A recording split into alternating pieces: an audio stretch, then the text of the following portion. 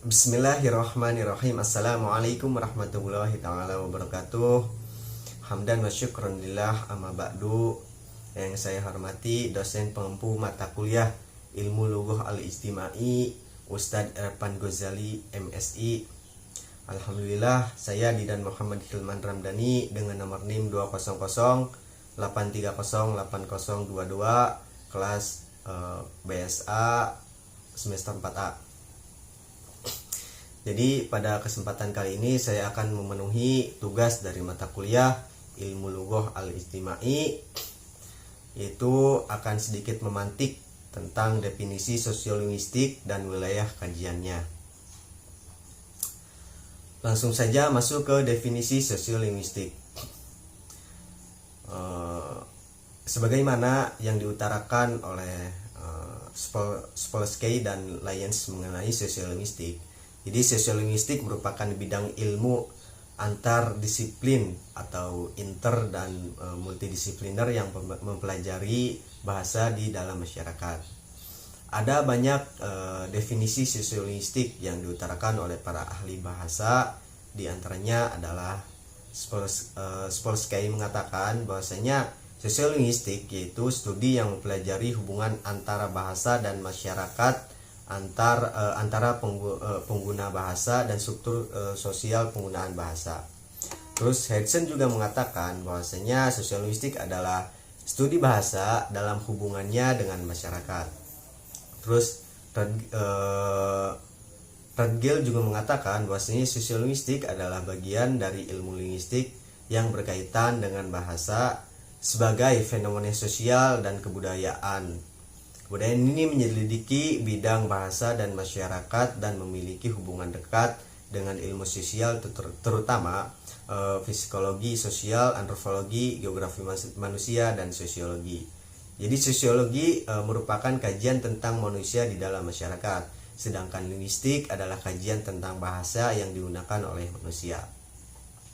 Sosiolinguistik juga merupakan ilmu yang mengaitkan antara struktur bahasa dan struktur masyarakat, sehingga dapat diartikan bahwa sosiolinguistik adalah bidang ilmu mengenai bahasa dalam kaitannya dengan penggunaan bahasa itu di dalam masyarakat. Terus lanjut ke karakteristik sosiolinguistik. Jadi selain definisi ada juga karakteristik sosiolinguistik. Jadi menurut Hernandez Campai, sosiolinguistik memiliki ciri khas, yaitu diantaranya yang pertama, sosiolinguistik merupakan cabang ilmu linguistik. Yang kedua, yaitu sosiolinguistik adalah ilmu pengetahuan yang mempelajari hubungan antara bahasa dan masyarakat. Yang ketiga, yaitu sosiolinguistik melihat bahasa dan fenomena sosial dan kebudayaan.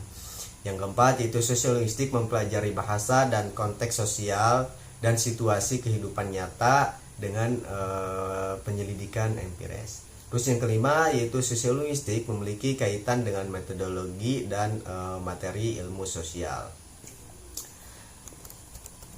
Terus lanjut ke wilayah kajian sosiolinguistik atau ruang lingkup sosiolinguistik. Jadi ruang lingkup sosiolinguistik terbagi menjadi dua macam, yaitu sosiolinguistik mikro dan sosiolinguistik makro. Istilah mikro dan makro dalam sosiolinguistik diperkenalkan oleh Fessman dan Hudson. Jadi mereka menyebut mikro sebagai istilah yang merujuk ilmu sosiolinguistik, adapun makro adalah sosiologi bahasa. Sosiolinguistik mikro menurut Kolmes, mikrososiologistik berfokus menyelidiki bahasa, struktur sosial, mempengaruhi cara orang berbicara dan atribut sosial seperti kelas, jenis kelamin, usia, bagaimana ragam variasi bahasa dan membentuk pola penggunaan bahasa. Terus Kolmes juga mengatakan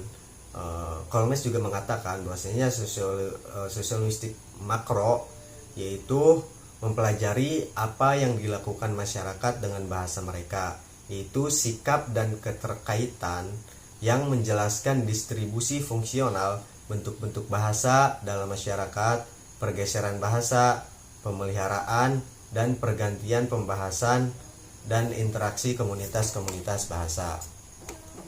Selain ruang lingkup atau wilayah kajian, ada juga fokus pembahasan dalam kajian sosiolinguistik. Jadi Nababan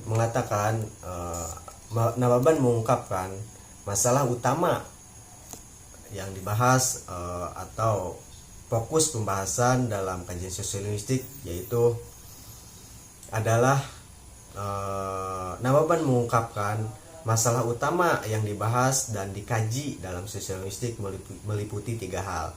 Yang pertama itu mengkaji bahasa dan konteks sosial dan kebudayaan. Yang kedua yaitu menghubungkan faktor-faktor kebahasaan, ciri-ciri dan ragam bahasa dengan situasi serta faktor-faktor sosial dan budaya. Yang ketiga yaitu mengkaji fungsi-fungsi sosial dan penggunaan bahasa dalam masyarakat.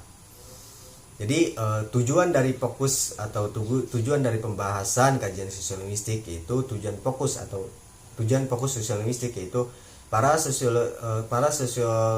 sosiolinguistik memfokuskan diri dalam kajian sosiolinguistik dengan tujuan-tujuan tertentu.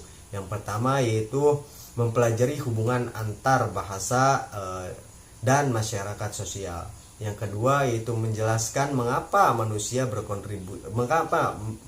berkomunikasi dengan cara berbeda-beda dalam situasi sosial yang berbeda-beda pula.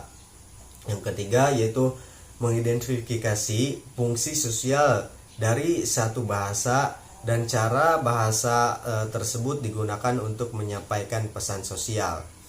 Yang keempat yaitu mengkaji cara penggunaan berbahasa di dalam konteks sosial yang berbeda.